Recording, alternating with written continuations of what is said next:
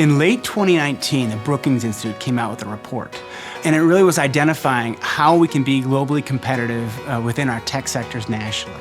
And the report identified Milwaukee and Madison as the #1 and #17 places in our country, respectively, that have the assets really to spur and grow a tech sector. And so it was through that Brookings report that the Biden administration took what was called the Endless Frontiers Act and put that into law in the CHIPS and Science Act, which said, hey, we need to make sure that we're investing in our tech sectors out of the New York, Boston, and Bay Area, Silicon Valley area. When we applied for the Tech Hubs designation, you have to have it focused on a region, and so we did choose the Milwaukee-Madison region. Of course, we have a supply chain that supplies the companies from a manufacturing perspective and a supply chain perspective throughout the state, which includes over 440 companies that are in the biohealth industry throughout the state of Wisconsin, not just Madison and Milwaukee. You know, what we bring in Wisconsin, okay, you bring the research arms. Think of UW-Madison, think of the Medical College of Wisconsin, so that's the research. But then you have this startup activity in and around Dane County from companies like Exact Sciences or Accuray with like dynamic new products. But then combine that with just the prowess in manufacturing from GE Healthcare, Rockwell. We even grab a company up from the Fox Valley, Plexus Corporation, which really rounds out the strength of this sector in Wisconsin. Wisconsin, I think, really demonstrated a sincere, cohesive effort for economic development, specifically around the biohealth industry. And so I think what the federal government noted was all those things that are already in place, partnerships that already exist, and just a matter of us scaling and leveraging what we already do for growth. You know, I think we were chosen because we had all the assets.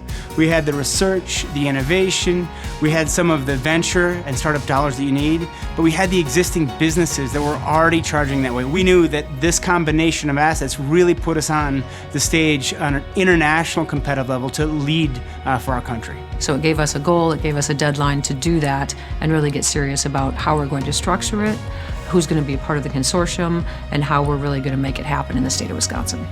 We demonstrated how we can scale and leverage the existing ecosystem that we have here in Wisconsin for biohealth, and we think that was a real advantage. It does take that consortium of different companies because they all have their expertise, and that's how you want it to be, right? But if you can have them work together, that's what has been the most rewarding for me. And lots of great companies engaged from the very start, and then we engaged more of the laboratory companies, the med tech companies, education companies. And WEDC, part of that was, in getting their engagement on the economic development piece of this.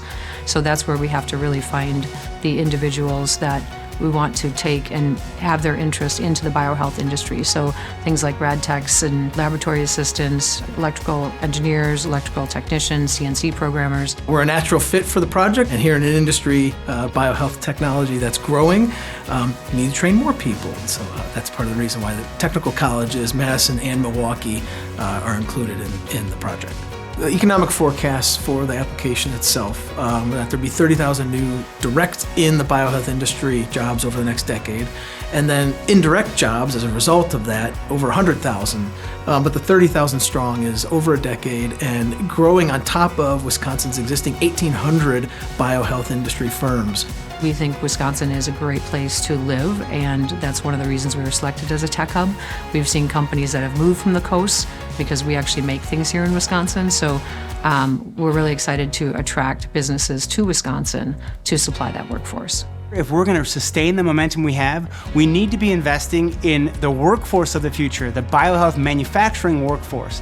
I'm really excited for how that's going to grow and what we're going to sort of leave behind as a legacy. Look at the incredible activity, this sector booming already in Wisconsin. Watch where it's going. Venture capitalists invest in the sector. Companies and startup companies come to Wisconsin, come to this corridor between Madison and Milwaukee, start your businesses here. I really think that it will accelerate an already really dynamic sector.